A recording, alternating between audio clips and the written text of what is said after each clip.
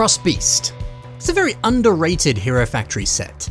He always gets overshadowed by pretty much every other character. But oi, come on, he's awesome. Let me tell you why this set is so great. Let me show you how helpful the pieces really are. If you're building your own creations, you might want to pick up this set. And then let me regale you with a breathtaking revamp of Frost Beast. Let's go. Brain Attack sets were so interesting. In the past, I've compared some of these sets to different Teenage Mutant Ninja Turtle toys. The over-the-top, almost animalistic designs, the monstrous look, the very organic feeling. It's quite different to what we've seen before in other Hero Factory sets. Even Bionicle sets.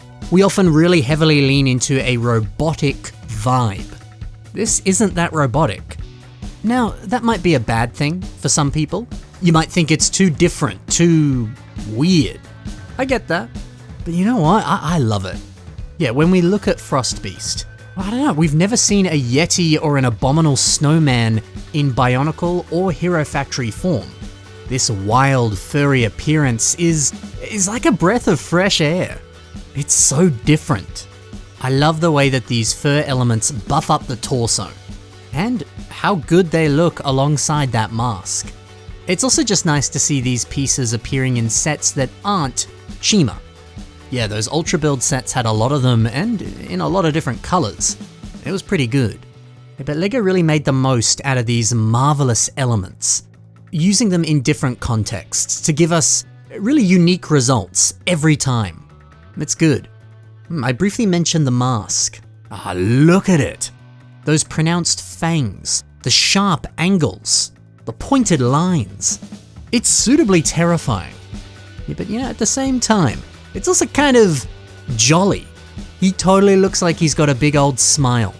I mean, hey, when you compare it to this still from the animation, it's like frickin' night and day. He looks so scary right here. But I do kind of wish we had a variant of that mask that looked a bit closer to this. That does look pretty badass, doesn't it? Regardless, I think depending on how you look at this mask, it can read as jolly and happy, or a little bit, scary and sinister. I like the sort of multi-purpose use that you can get out of it.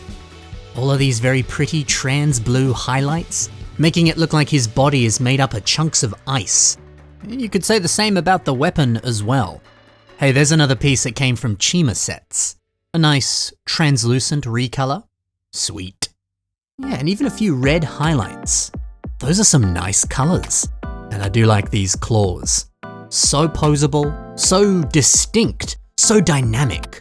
They look scary, man. Real scary. But this is not the first time that we've seen this kind of claw design. Pyrox had it as well. It's actually kind of nice to have the fire and the ice version of what is essentially the same thing. Frost Beast is a really well-designed toy. I love him. But okay, let's take a closer look at those pieces. Let's brainstorm some ways that you can use them in your own creations. Yeah, I really talked up those fur elements, so let's start off with that. Inspirations to Creations uses them for a beard. Just think of all the different Toa, Titans, Matoran.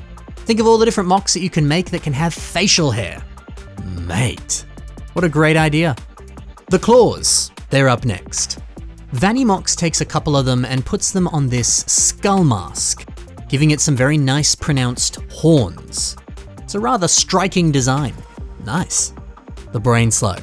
It's a fascinating piece, and again, one that really doesn't feel like LEGO.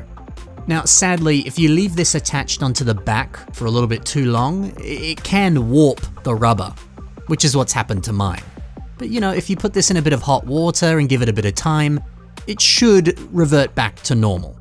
But yo, Bob the Doctor 27 has used this alongside Pahatu's mask. Pahatu Fantoga.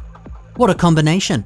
The fact that this mask is naturally open on the top, it means you can slot this on top and you're good to go. What an unexpected combination, but it works, doesn't it? Maybe you gotta build your own Brain Attack character using this mask. This paw element. Well, if you got two of them, why not follow in the footsteps of Raimo? Give your creation some big, bulky shoulder pads. That looks good. The ice weapon that Frostbeast has. What about that? I really like how Bionic Supreme has used it here, embedding it into this very big axe. I mean, look at it. Look at how all the jagged edges of this piece, its irregular shape. Check out how it neatly lines up with so many other elements. That's so seamless. Turning one weapon into something huge. That's next level. And finally, the mask. That wonderful mask. Huskworld partners it with Witch Doctor's helmet, and the end result is this sick jaw design. Dang, that looks so nice. I love a good combination of masks like this. I think anytime you can get a really unique head design, it just gives your character so much more individuality. But oi, you know what else I love? This sweet revamp of the set. Let's check it out. D. Neal has made this. Now, okay, strictly speaking, this is not a revamp of Frostbeast, but who cares?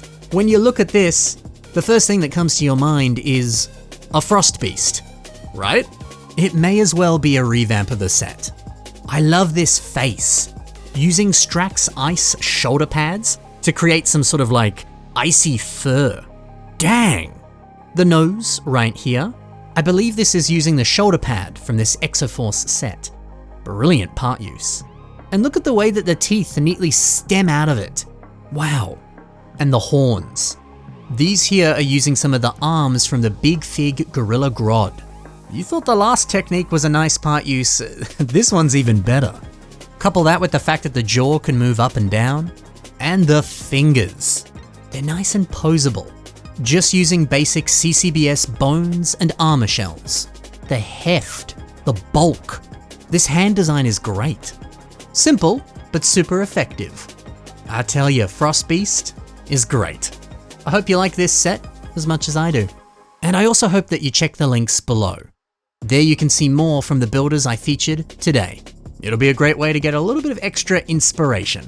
And if you'd like to see some of your own creations featured on one of my videos, you can submit your MOCs to the submission email. It's on your screen right now and in the description below. Thanks for watching everyone, happy building, and bye for now.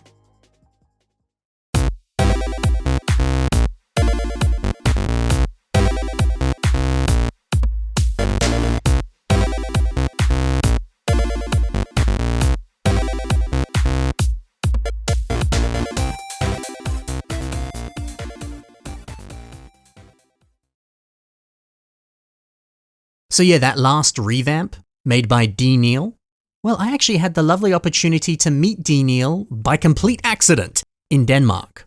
He's a nice guy.